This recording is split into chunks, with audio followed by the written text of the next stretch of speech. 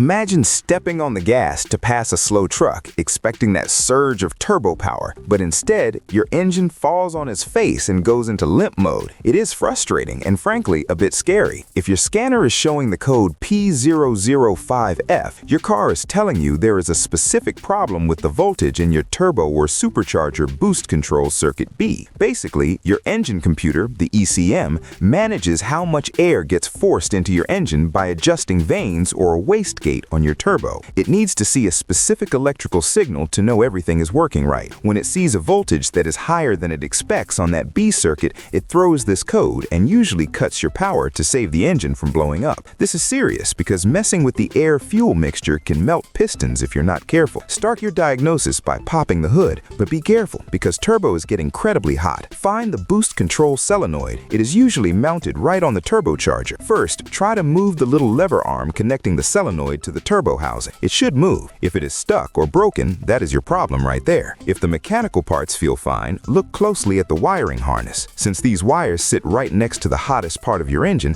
they often get brittle, melt, or short out. Look for any frayed wires touching metal or melted insulation. If the wiring looks good, check the connector pins for corrosion. Often, high resistance caused by a dirty connection tricks the computer into thinking there is a high voltage issue. If you have an adjustable lever, do not mess with it unless you know the factory specs, or you might make things worse. Fix this one fast, or you'll be stuck in the slow lane burning way too much fuel.